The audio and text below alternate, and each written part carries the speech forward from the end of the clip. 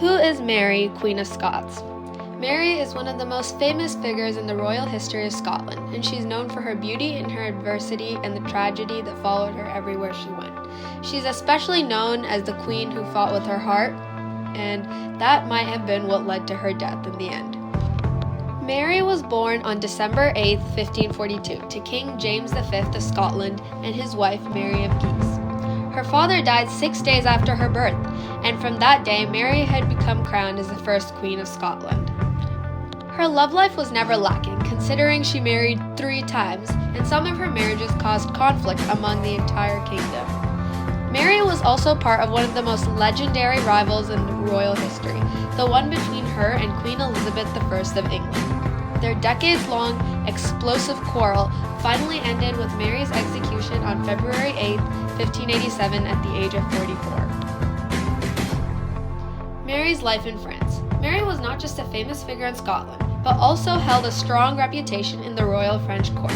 With the danger posed to Mary by the English armies, in 1548, at the age of 5, Mary was sent to France by her mother, with whom Scotland had held a long-standing alliance with.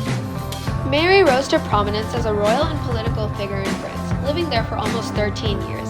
The French royal court raised her as their own child, and she acquired many talents, becoming a skilled warrior and politician. 10 years after being sent to France, Mary married the heir to the French throne, Dauphin Francois. The French saw Mary as a powerful woman and almost like a goddess, despite the typical stereotype that the Scots were barbaric and unruly. Mary's return to Scotland. In 1560, Mary's grand life was turned inside out. Protestantism was named the official religion of Scotland, which had become an embarrassment to Mary and the Catholic French. Her mother died and her husband Francois passed away as a teen, so the newly widowed Mary finally returned to Scotland in August of 1561. In 1565, Mary married the Earl of Darnley, Henry Stuart, with whom she had fallen deeply in love with. Her marriage caused much conflict within the people who objected it, and it was not a success for Darnley, who was a weak drunkard and also contracted syphilis, and Mary quickly took all his power over ruling the kingdom.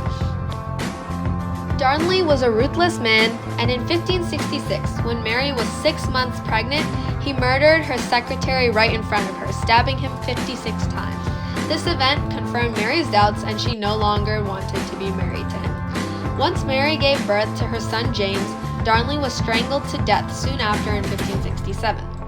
James Hepburn, Earl of Bothwell, was suspected of leading others in the plot to murder him.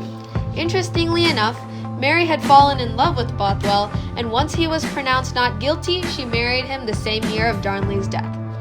However, the Scottish nobility did not approve of her marriage with the suspected criminal, and Bothwell was driven to exile in Dunbar, while Mary was imprisoned in Loch Lomond Castle, where she gave birth to Bothwell's stillborn twins. Mary was then forced to step down from her throne in favor of her 1-year-old son, James VI. Mary versus Elizabeth and Mary's death. In 1568, Mary escaped Loch Lomond Castle and gathered a small army to take back her throne, but was quickly defeated.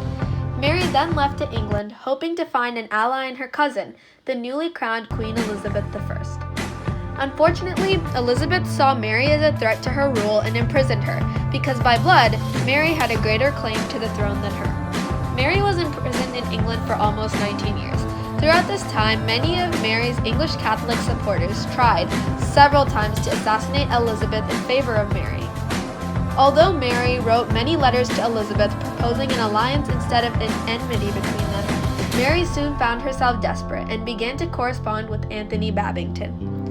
Anthony Babington was the person who led what became known as the Babington Plot in an attempt to kill Elizabeth.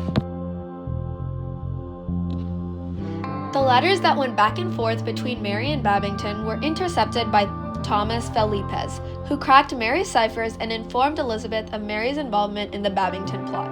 Mary also helped plan several other plots, including the Ridolfi Plot and the Throckmorton Plot. Due to this, Mary was found guilty of treason and sentenced to death in 1586.